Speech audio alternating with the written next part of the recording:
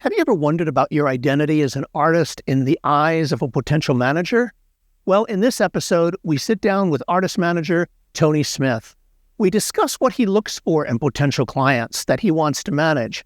We discuss the importance of really knowing who you are as an artist and networking opportunities that are available to you right now.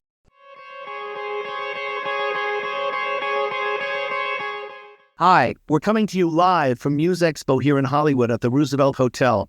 We managed to catch up with artist manager Tony Smith. Tony, thank you so much for joining us. Hey, no problem. I appreciate it. You've been in the business now a while, and you are representing, I believe it's about 5 or 6 different artists. Can you talk to us about them? Absolutely. These are people that I've been friends with for several years now. A few of them I've done some co-writing and production with. I'm now representing them for sync placements and for possible publishing deals, booking activities, film, TV, commercial placements. And they're just incredible artists, incredible singer-songwriters, very self-contained, which is why I was drawn to them. Got a bit of that entrepreneur spirit myself, and I can see that in them. They really know who they are. They know what type of music they want to make. They know what their message is. It shows in their songwriting, and it shows in their live shows, and it shows in just the entire way that they present themselves. And so it was a natural fit for me to help them further their careers. Okay.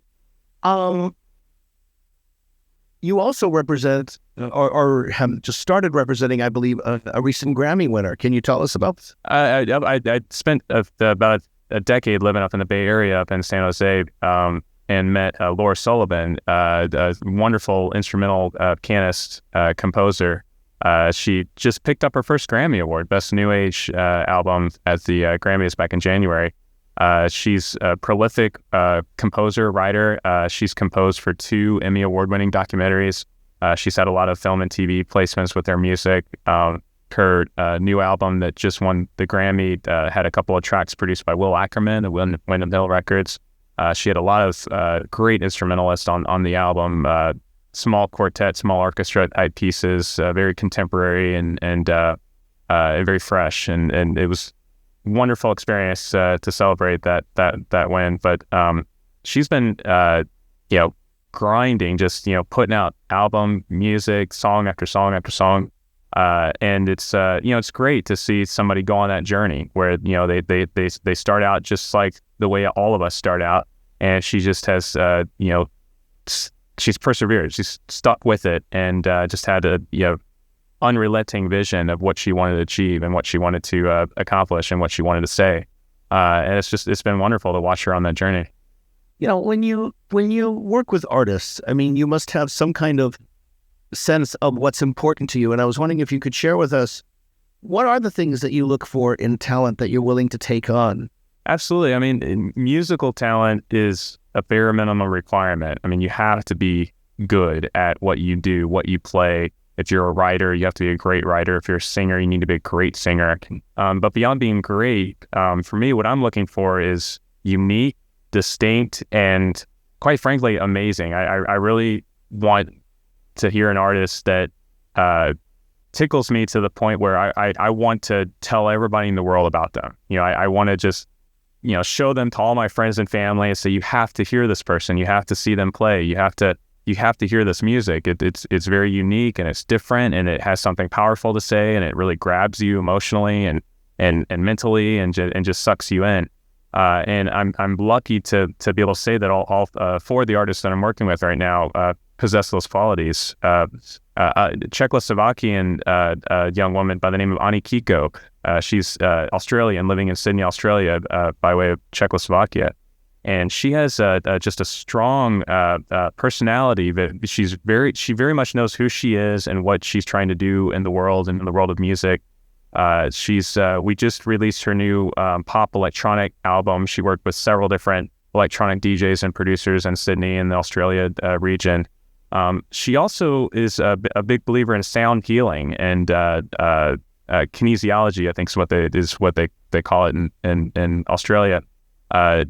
Specific tones and frequencies that humans used to know and understand, but before we standardized on 440 hertz concert A, and all of Western music, over the past several centuries has been on that standard. But before then, you had all this other really beautiful natural human music, chanting and folklore singing that wasn't locked on to that 448 hertz. And it's something we've lost over centuries, but Ani Kiko and a lot of other artists that are in that area of sound healing, meditative, chanting type music are starting to recapture.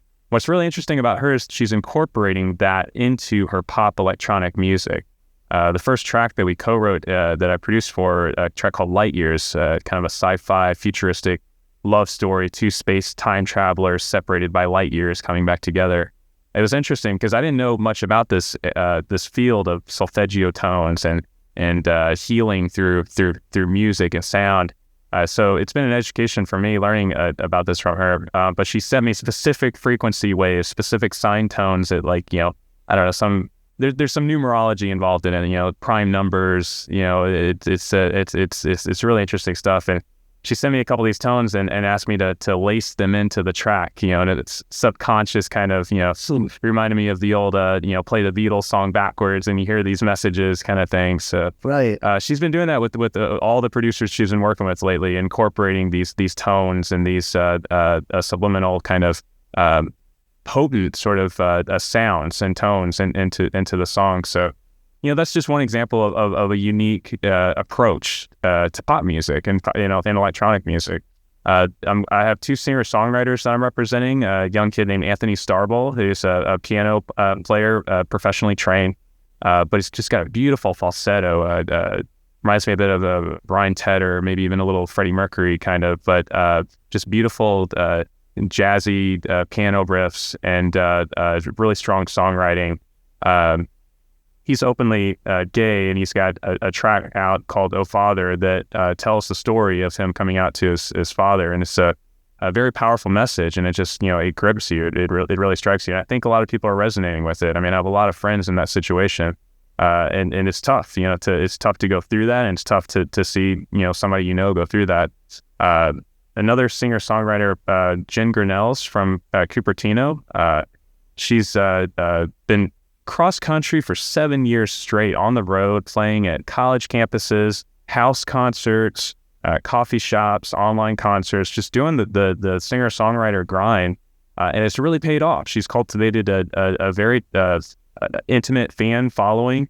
They're more than willing to host her for house concerts.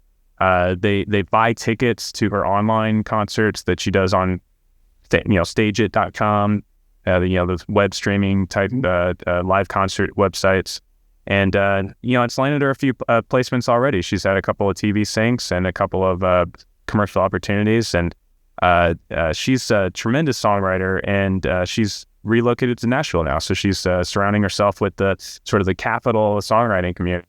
In listening to you, I'm just curious. I mean, you seem to deal with a large and wide variety of artists, and I'm curious, where do you find talent today? Everywhere. I mean, it's everywhere. I love going to shows. I love checking out acts online. I love listening to albums. Singles for me aren't good enough. You can have a great song, but for me, it doesn't tell me enough about the whole package and the whole artist and their whole entire message.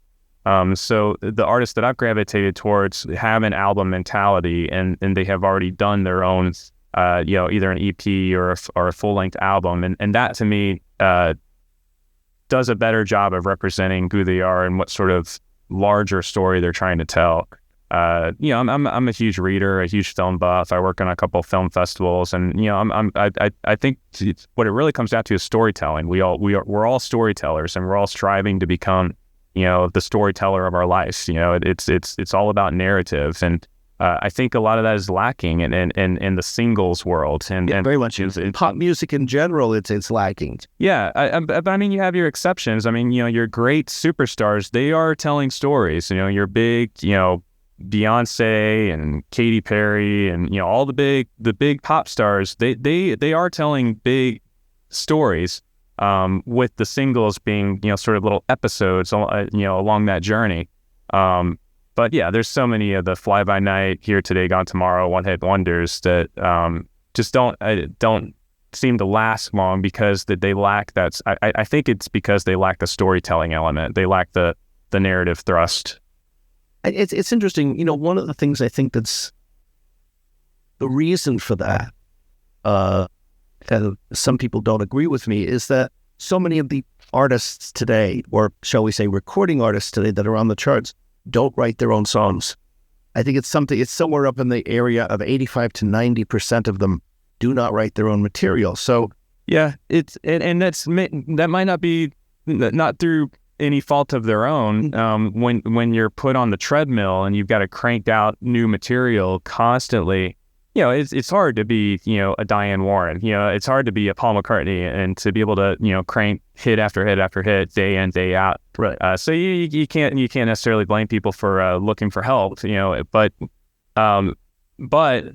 the artist and the artist manager and whoever from the label side or the publisher side, whoever is kind of guiding the ship of this journey for this artist, or at least trying to guide the ship. You hear a lot of people say it's impossible to even guide your own career these days in the industry. It's just, you have to kind of just let it go, let it take you where it goes. But I think whoever is guiding that ship should take more responsibility for the larger story of the artist and the larger, what is, where is this artist at in their life right now? What are they trying to say?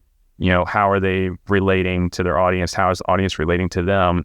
And what's coming up next? What's around that bend? What's the cliffhanger? The old Twilight Zone, shows, the old cliffhanger serial TV shows, those things worked because they got you hooked. What's around the corner? What's coming up next?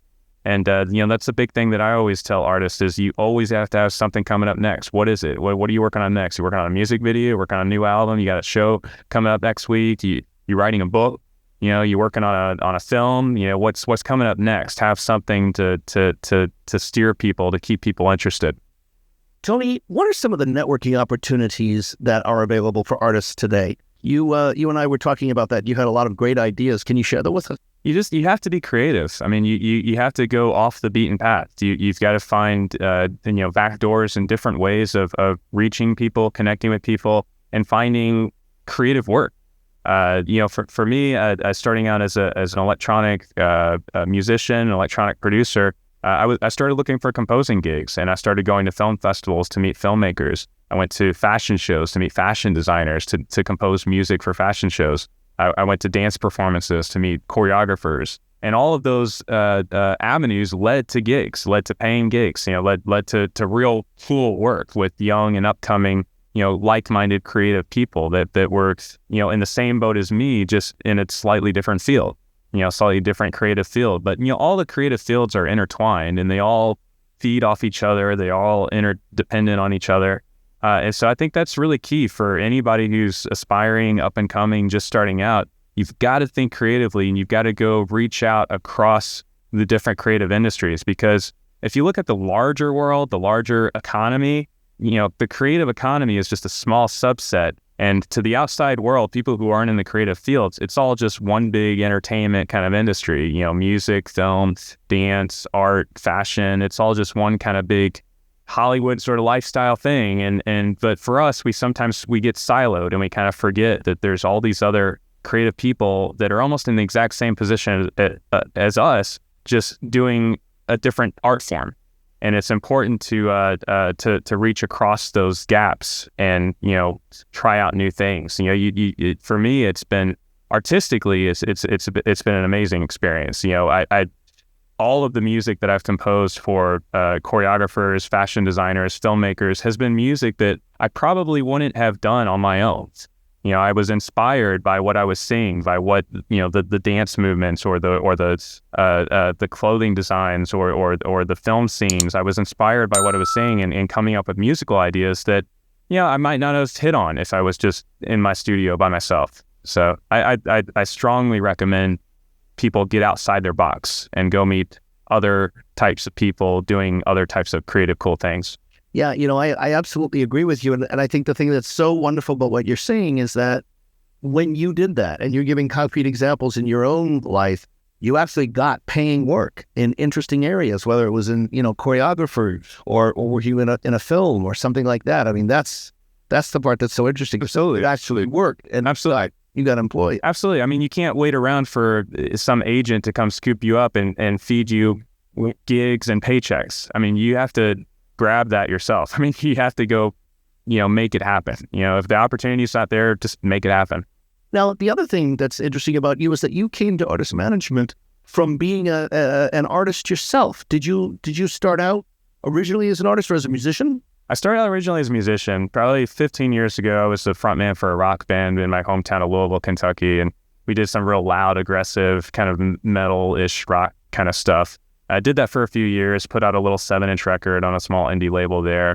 Had some, moderate local success there, but I kind of put music aside and went in more of a business career. I worked for a global semiconductor company for about 10 years and learned a lot on the business aspect, dealing with contracts, dealing with negotiations, dealing with paperwork, dealing with bureaucracies, and dealing with management, dealing with people, and hiring, firing, interviewing, all of those sorts of things that people get good at in the business world, but in the creative world, it's harder to come by those skills.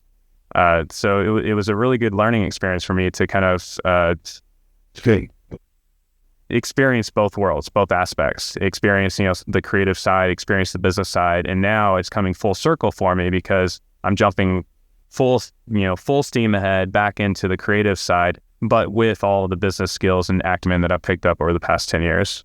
One of the other things that I know that you do is you're also involved, in addition to management, with film festivals. Yes. And can you talk a little bit about that? Yeah, I mean, I started when I was in college. I launched what became, at the time, the largest film festival in the state of Kentucky. It was a film festival called Split Screen. In our first year, we brought Kevin Smith, John Singleton. We had hundreds of film submissions coming in from around the world just because I took out ads. And at the time, there was a Movie Maker magazine. I'm not sure if they're around today. Several like the indie filmmaker magazines that were hot at that time. And this was right when DVDs were just starting to come out. So we still had a bulk of VHS submissions. I had boxes and boxes and boxes of VHS tapes to go through with my programming team. And I just did it because there wasn't a film festival like that in my home state. And it goes back to what I was saying. If there's not an opportunity there, you just got to go create it. I love movies. I've always, I've watched movies ever since I was a kid, and me and my brother were always running around our backyard with a little tape recorder, making our own little audio movies. And it was just sort of a natural thing for me to do.